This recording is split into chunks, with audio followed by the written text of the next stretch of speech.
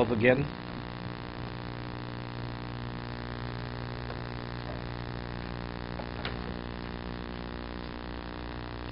Okay, Zion, page 17, Zion.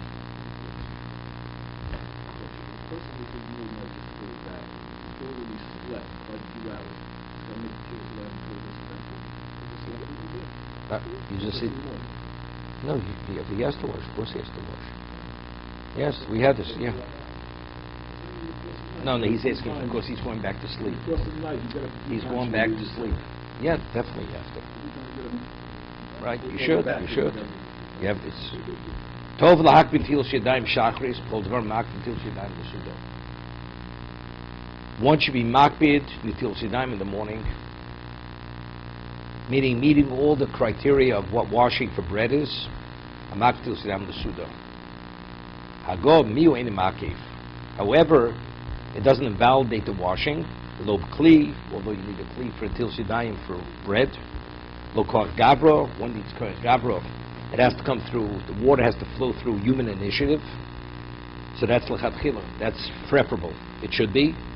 Ushar dvar ma'postin til shedayim, it has to be minimally fit for the potable for an animal to drink. So salt water, you can't use salt. One cannot use salt water for til shedayim for a suda. It's preferable not to use that kind of water for negel wasser. For shachris, one has no choice. One can. It's valid.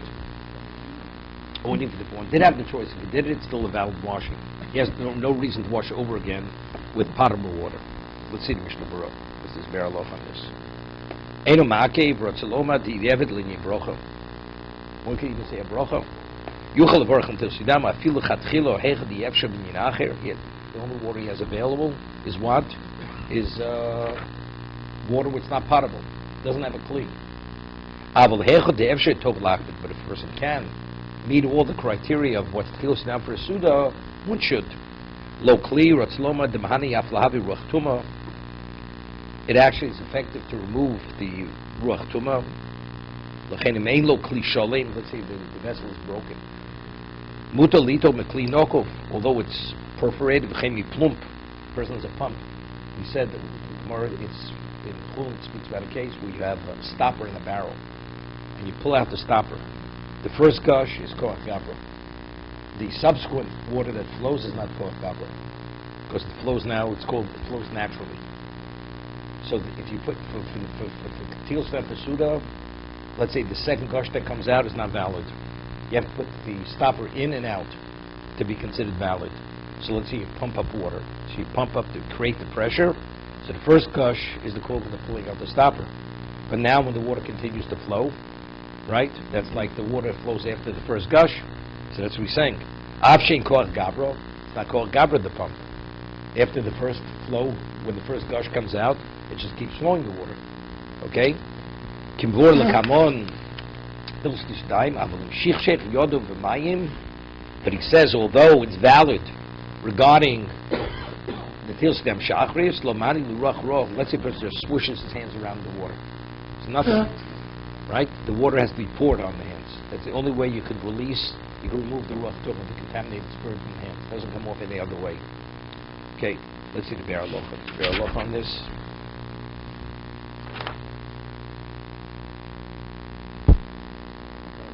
Yes.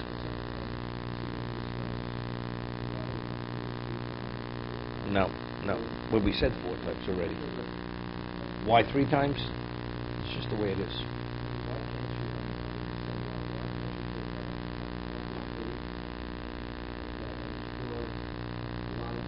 Just doesn't come off.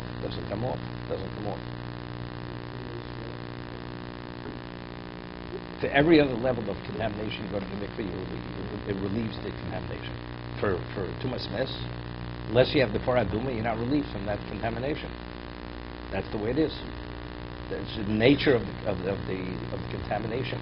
Just nature of the being.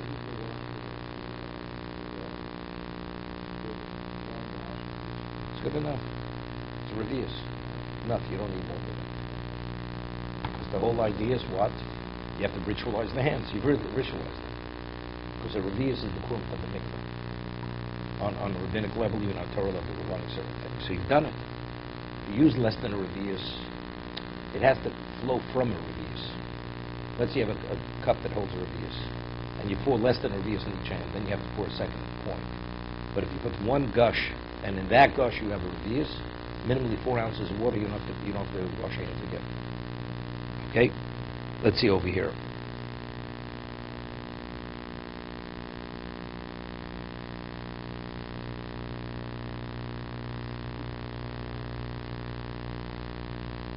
Ma'akvim Niro Dvorm Sheitil Snem Rak Zirus Lachatchilo Ein Tzorch L'Zor Behen L'Chinkos Primagodim. He says there's certain things about Til Sudayim that are even Til Sudayim is just like a chumrah for Negelvas. You definitely have to be machmir. We'll see what they are.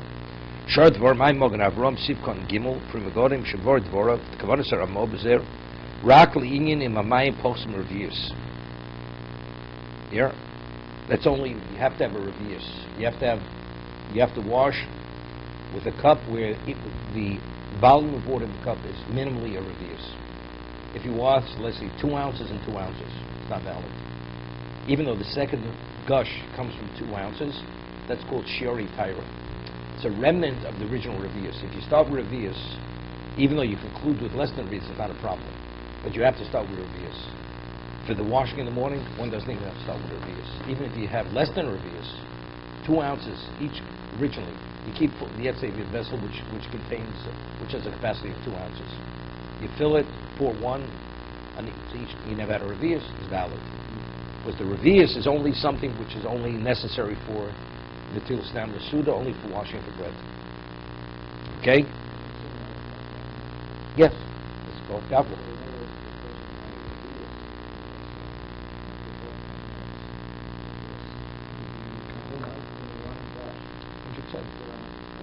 Yes, 100%.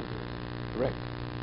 What about if you have a vessel, one person uses it, it's these very small hands, and he covers both hands, and then the second person wants to use it. By the time the second person has it, there are only 2 ounces left in the cup. It's valid. Because it started as a revius. That's called shiori tyra.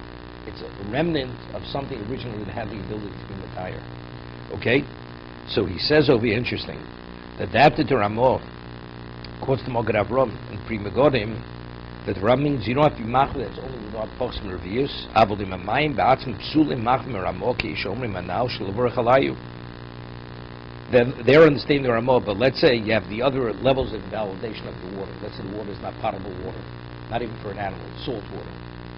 Would you say al til sudayim for nekelbas in the morning?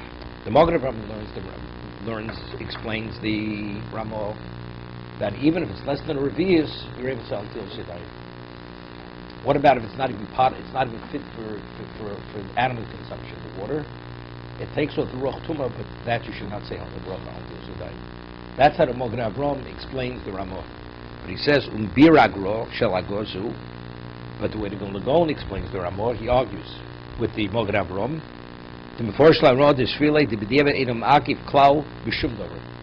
whatever invalidates the water for washing for bread has no relevance.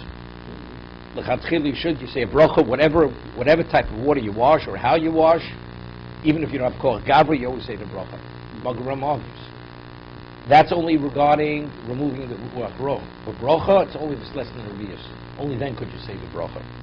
And the Chofetz Chaim says it seems to be that's what the Ramah is saying.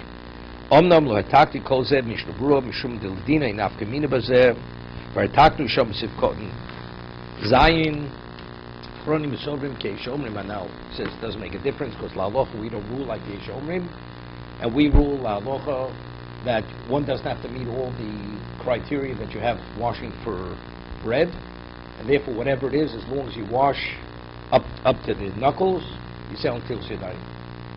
You're supposed to wash up to the wrist, but with the Evid, only even up to the knuckles, you say until Shidayim. Like you keep additional, you say until Shidayim.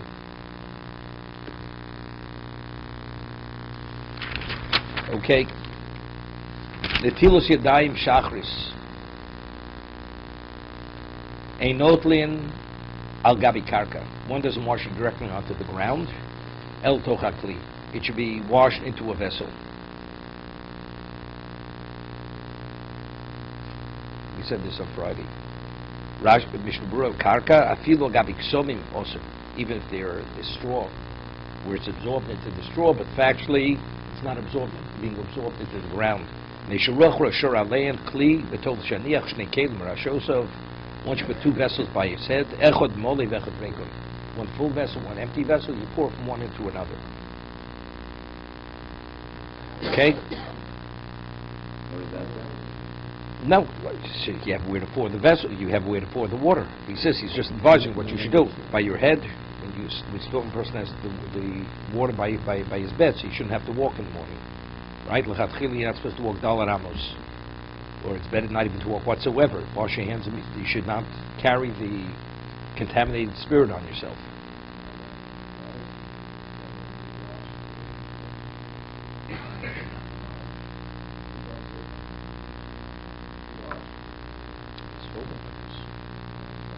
Either because the bracha is because of Bria Chadasha, you're a new human being, so there's no.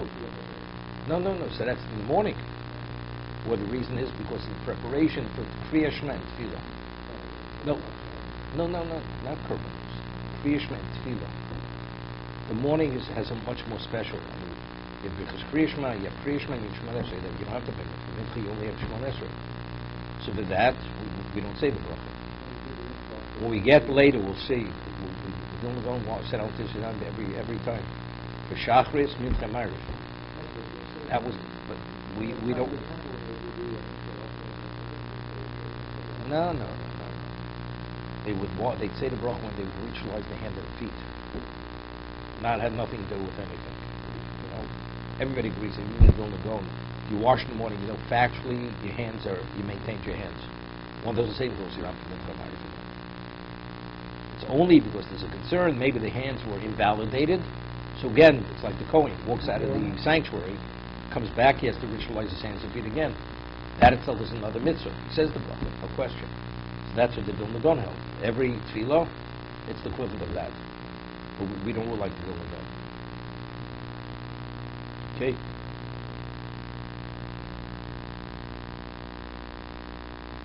Maim shel tilsi daim shaps os lehonus mehem. Not permitted to benefit from that water. Lo yishpchin b'bayis, you should not pour in that in the house, meaning where it accumulates. V'lo b'mokshe opu shamanei odom, where people pass by, because there's the ruach law, whoever passes this may be harmed by it. So you can't create a public menace.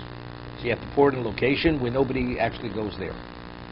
Mehem, al kein lo yitneim lefnei behemto. You're not permitted to feed it to you. That your animal should drink the water.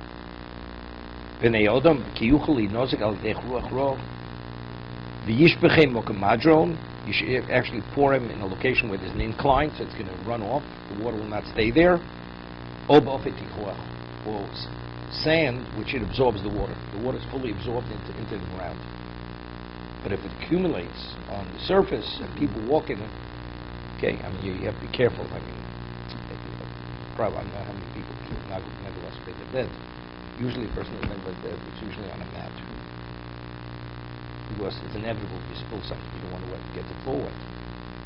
The mat gets wet. It doesn't fully absorb, and if you stand on the mat with your feet, you're standing on this water. It's unhealthy water. So it's really important, you know. You have slippers.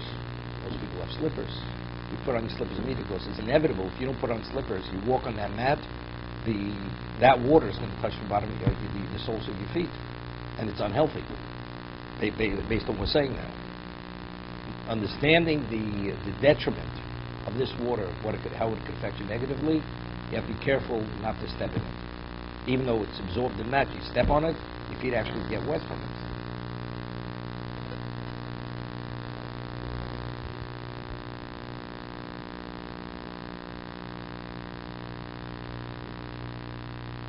Notel kli shel mayim b'yad yamino. You fill up, you take the vessel in your right hand, and you pass it from your right hand to your left hand. Everything is always the right.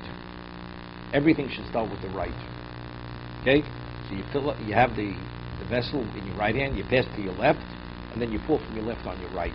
So everything starts with the right, and it ends with the right. in this situation here? Just pours to the left. No, you don't pour. You fill it up with your right, or let's say it's filled. You take with your right hand, pass it to your left hand, then you pour from your left. First washing the right. Correct. So the same thing, you would wash it the same, right, for bread. What do you do? How do you fill it with your right hand, or you fill it with your left hand? So you're not filling it with your right hand because you happen to be a righty. A right-handed person normally fills it with his right hand. But you fill it with your right, pass it to your left, and you first pour on your right hand, then you pour on your left hand. Yeah, and what do? You do, same thing. Same thing.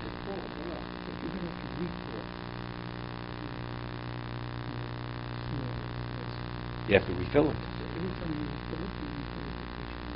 You refill it with your right hand. No. Let's say you have to wash your left hand now. You just finished washing your right hand. So it has to be refilled. How would you refill it? Why should you refill it with your left hand? Refill it with your right hand, pour directly on your left hand. Because the whole idea is to give value to your right hand. So you are giving value to refill it with your right hand. You refill it with your right hand, you're pouring with your right hand. Well, I would say, perhaps, if I just wash my left hand and the cup is in my left hand, to refill and change hands, it's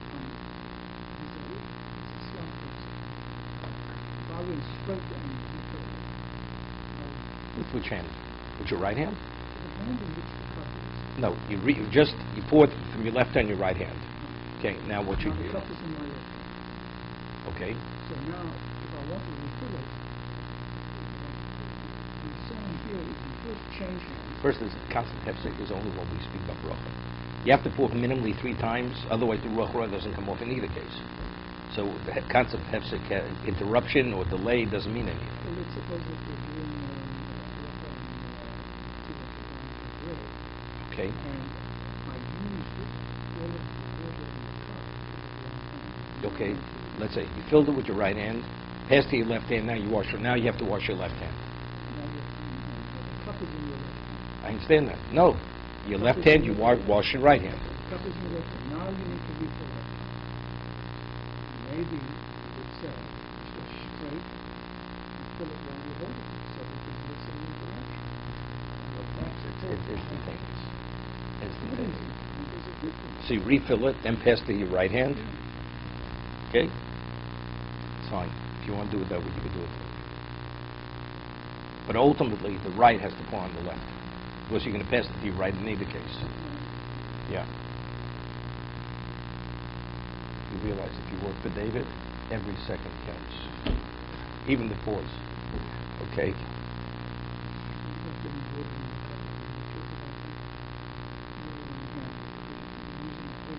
At this point, we're not learning the Tzil Shadam and Shach. That's for a meal. The morning means nothing. No. Doesn't mean anything. No. Right. Because we see the root of the water is bad. Well, we said according to the building, that's why you wash the fourth time. No, To wash off the. What about number 2? It's all contaminated water. Your hands have contaminated water on them. You wash once. What's the water on your hands? They're contaminated. Doesn't make a difference. So the second water is also contaminated water. You even have contamination on your hands. Your hands are still contaminated. It's only after the third gush does the contamination of the hand is released. So you have contaminated water on the hand that no longer is contaminated. The hand's not contaminated. The water on the hand is contaminated. But the contamination of the hand has been released.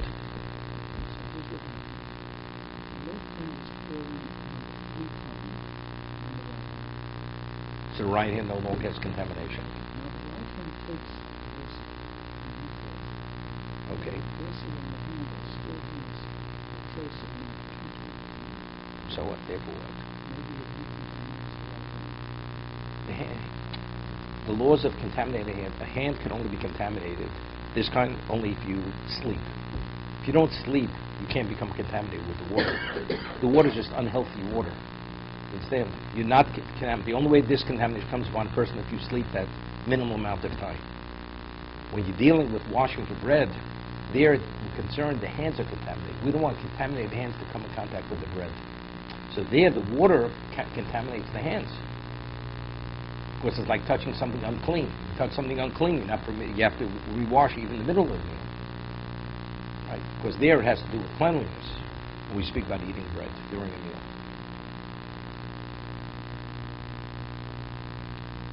To be continued.